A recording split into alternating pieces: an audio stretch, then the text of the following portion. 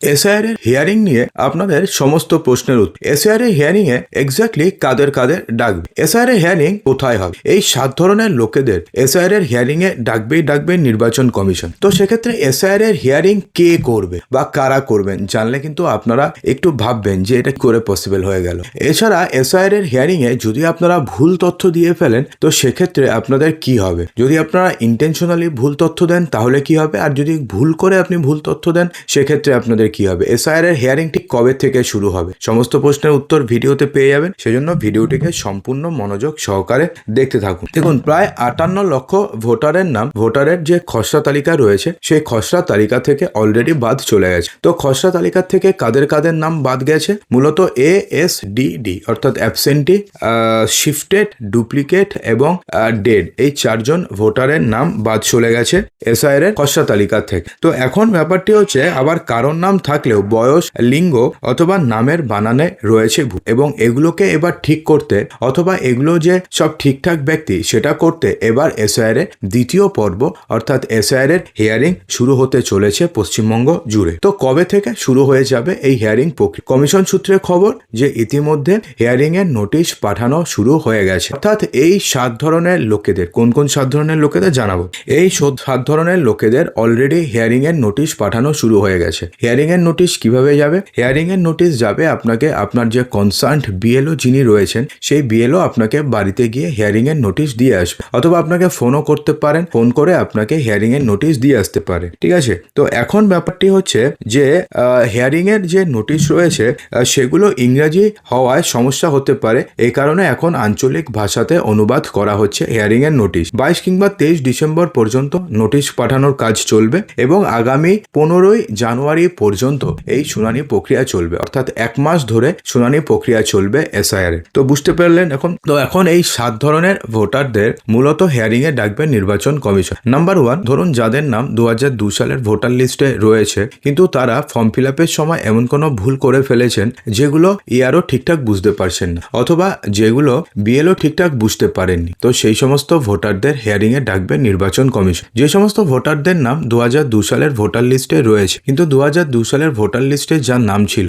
এবং 2025 সালের ভোটার লিস্টে যার নাম, দুটোর মধ্যে বানানের বিস্তর পার্থক্য রয়েছে। এমনকি ধরুন বানানে যাদের পুরো যেই মানে টাইটেল আছে, টাইটেলই পুরোপুরি চেঞ্জ হয়ে গেছে। তো এই ধরনের ভোটারদেরও কিন্তু এবার হিয়ারিং এ ডাকবে নির্বাচন কমিশন। এছাড়া আরো বলা হয়েছে যে যদি কোনো ভোটারের নাম 2002 সালের ভোটার লিস্টে থাকে এবং তিনি যদি কোনো কারণে যে ফর্মে যদি কোনো ভুল করে থাকেন তাহলে সেই ভোটারের নামও কিন্তু এসআইআর এর যে হিয়ারিং এর তালিকাতে চলে আসবে। এবার হচ্ছে যাদের নাম 2002 সালের ভোটার তালিকাতে নেই, অর্থাৎ 1983 সালের পরে জন্মে। 1983 সালের আগে হলে 2002 এর ভোটার লিস্টে থাকার কথা, 1983 সালের পরে হলে 2002 এর ভোটার লিস্টে থাকার সম্ভাবনা কম। তো সেক্ষেত্রে 1983 সালের পরে যদি জন্ম হয় অর্থাৎ 2002 সালের ভোটার লিস্টে যদি নাম না থাকে, এবং তাহলে তো আপনি কি করেছেন, আপনাদের বাবা মা, ঠাকুরদা, ঠাকুমা এই জনের নামে আপনি লিঙ্কিং করেছেন অথবা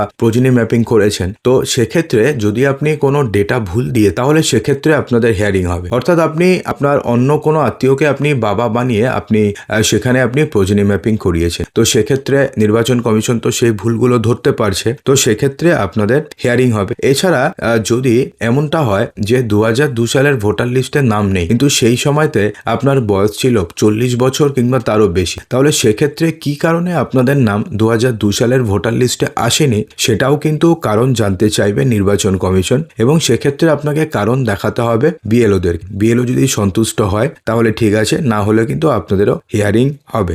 এছাড়া যেই সমস্ত কেসে দেখা যাচ্ছে যে বাবা এবং ছেলে অথবা মা অথবা ছেলের মধ্যে বয়সের পার্থক্য মাত্র 3 বছর, কিছু কিছু ক্ষেত্রে দেখা যাচ্ছে মায়ের বয়স 63, ছেলের বয়স 58, অর্থাৎ এটা তো ইম্পসিবল। তো সেক্ষেত্রে এই সমস্ত ভোটারদের নামেও এবার নোটিশ ইস্যু করবে নির্বাচন কমিশন। এছাড়া যেই সমস্ত ভোটারদের ক্ষেত্রে দেখা যাচ্ছে যে যেই সমস্ত ভোটারদের 2002 সালের ভোটার লিস্টে নাম নেই, বাবা মায়ের কারণ নামও 2002 সালের ভোটার লিস্টে নেই, অর্থাৎ নো ম্যাপিং, তো সেই সমস্ত ভোটারদেরও এবার হিয়ারিং এ ডাকবে নির্বাচন কমিশন। তো আপনি বুঝতে পেরেছেন যে কাদের কাদের হিয়ারিং এ ডাকবে নির্বাচন কমিশন। এই 7 ধরনের লোকেদের মেনলি হিয়ারিং এ ডাকবে। দেখুন, তো কারা শুনানিতে ডাক পাবেন, তো সেক্ষেত্রে তো আপনাদের বলেই দিলাম যে কারা শুনানিতে ডাক পাবেন। দেখুন, 30 লক্ষ ভোটার রয়েছেন যাদের যাদের কোনো ম্যাপিংই হয়নি, অর্থাৎ যাদের নাম 2002 সালের ভোটার লিস্টেও নেই, 2025 মানে নাম, এবং যাদের বাবা মায়ের নামও 2002 সালের ভোটার লিস্টে নেই, তাদের সবাইকে শুনানিতে ডাকা হবে। এছাড়াও 1,36,000 ভোটারকে সন্দেহজনক হিসাবে ধরা রয়েছে, অর্থাৎ সেই সমস্ত ভোটারের মানে যে সমস্ত বুথে প্রোজেনি ম্যাপিং 50%-এর ওপরে সেই সমস্ত বুথের ভোটারদেরও কিন্তু এই হিয়ারিং এ ডাকতে পারে কমিশন। তো তাদের নাম, বয়স অথবা লিঙ্গে গরমিল রয়েছে এই 1,36,000 ভোটারের। শুক্রবার থেকে প্রথমে নো ম্যাপিং তালিকায় থাকা ভোটারদের ডাকা হবে, তারপর আস্তে আস্তে এই সমস্ত ভোটারদেরও ডাকা হবে। তো কবে যেতে হবে শুনানিতে? দেখুন, ভোটারদের বাড়িতে গিয়ে বিএলও পৌঁছে দিয়ে আসবে হিয়ারিং এর নোটিশ। সেই নোটিশেই লেখা থাকবে কবে শুনানিতে যেতে হবে এবং এক্স্যাক্টলি কোথায় যেতে হবে, সমস্ত কিছু সেখানেই লেখা থাকবে। এছাড়া ভোটারের রেজিস্টার্ড মোবাইল নম্বরে মেসেজ করেও জানানো হতে পারে, তবুও জানানো হবে সেমনটা বলেনি, জানানো হতে পারে। যদি আপনাদের মধ্যে কেউ এখনো পর্যন্ত এসআইআর এর হিয়ারিং এর নোটিশের মেসেজ পেয়ে থাকেন না, কমেন্ট বক্সে অবশ্যই জানাবেন। তো শুনানি কোথায় হবে? দেখুন, রাজ্যের মুখ্য নির্বাচনী আধিকারিক দফতর থেকে জেলাগুলিকে নির্দেশ দেওয়া হয়েছে, নোটিশ হবে 2টি কপি। বুঝতে পারেন, ভালো করে শুনে নিন। একটি ভোটারের কাছে থাকবে একটি কপি এবং অন্যটি ভোটারের সই নিয়ে বিএলও নিজের কাছে রাখবে। অর্থাৎ 2টো কপি তো আপনাকে বিএলও দিয়ে যাবেন, তার মধ্যে একটি কপি আপনি রাখবেন, একটি কপি বিএলও ভোটারের সই করে নিজের কাছে বিএলও রেখে দেবে। নোটিশ পাওয়ার পরে 1 সপ্তাহ সময় দেওয়া হবে শুনানির জন্য। তো এবার শুনানির ডেটও লেখা থাকবে। শুনানি হবে মূলত জেলা শাসক, মহকুমা এবং বিডিও অফিসে। প্রতিদিন সর্বোচ্চ 100 জনকে ভোটারকে শুনানির জন্য ডাকা হবে এবং শুনানিতে থাকবেন এইআরও এবং ইআরওরা। দেখুন, এবার না শুনানি কারা করবে এই নিয়ে জাস্ট কিছুক্ষণ আগে নির্বাচন কমিশনের তরফ থেকে একটা নোটিফিকেশন জারি হয়েছে, যেখানে বলা হয়েছে যে কেন্দ্রীয় সরকারি আধিকারিকেরা এবার যে এসআইআর এর হিয়ারিং পড়বে তারাই ডকুমেন্ট ভেরিফিকেশন করবেন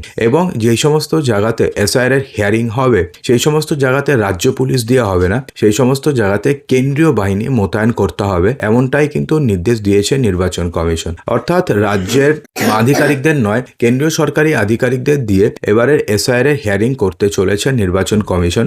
এটা কিন্তু আপাতত এই খবরটি পাওয়া যাচ্ছে। তো দেখুন, শুনানি তো আপনাদেরকে 7 দিনের মধ্যে যেতে হবে, অর্থাৎ যেদিন আপনাকে ধরুন নোটিশ ইস্যু করেছে তার 7 দিনের মধ্যে আপনাকে শুনানিতে যেতে হবে। তো এখন ব্যাপারটি হচ্ছে, যেদিন আপনাকে শুনানির জন্য যেতে বললো সেদিন ধরুন আপনি শুনানিতে যেতে পারলেন না কোনো শারীরিক অক্ষমতার কারণে বা কোনো সমস্যার কারণে। যদিও সমস্যাটা কিন্তু জটিল হতে হবে, এমনটি নয় যে আমার আজকে ইচ্ছা করলো না গেলাম না, এমন হবে না। যদি কোনো জটিল সমস্যা হয়, যদি আপনি না যান, তাহলে সেক্ষেত্রে আপনাকে কারণ যদি আপনি দর্শান, তাহলে সেক্ষেত্রে আপনাদেরকে আরও একটা হিয়ারিং এর নোটিশের হিয়ারিং এর ডেট আপনাকে দিয়ে দেবে নির্বাচন কমিশন। এবং যদি আপনি ধরুন বাইরে থাকেন, অ্যাব্রোডে, তো সেক্ষেত্রে আপনাদের নামে আপনাদের জন্য অনলাইনে হিয়ারিং এর ব্যবস্থা করবে নির্বাচন কমিশন। এবং বয়োজ্যেষ্ঠ লোক যারা ধরুন যেতে পারবে না এসডিও অফিসে অথবা বিডিও অফিসে, তো সেই সমস্ত লোকেদের বা যে সমস্ত ভোটারের জন্য কি করবে নির্বাচন কমিশন জানেন? ওর জন্য অনলাইনে ব্যবস্থা করবে নির্বাচন কমিশন। তো এছাড়া দেখুন, এবার যদি আপনি কোনো কারণে যদি আপনি হিয়ারিং এ না যান, তাহলে সেক্ষেত্রে কিন্তু তাদের নাম চূড়ান্ত ভোটার তালিকাতে থাকবে না। নির্বাচন কমিশন এবার ক্লিয়ারলি বলে দিয়েছে, যদি কেউ যদি হিয়ারিং এ যদি অ্যাপিয়ার না করে, তাহলে সেক্ষেত্রে ক্লিয়ারলি তার নাম চূড়ান্ত ভোটার তালিকাতে থাকবে না। আর চূড়ান্ত ভোটার তালিকাতে না থাকলে কি হবে? দেখুন, চূড়ান্ত ভোটার তালিকাতে না থাকলে 2026-এর ইলেকশনে সেই ভোটার আর ভোট দিতে পারবেন না। তো এসআইআর হিয়ারিং নিয়ে মনে হয় আপনাদের সমস্ত প্রশ্নের উত্তর দিতে পেরেছি। এরপরেও যদি আপনাদের মনে কোনো কোশ্চেন থেকে থাকে তো কমেন্ট বক্সে অবশ্যই জানাতে ভুলবেন না।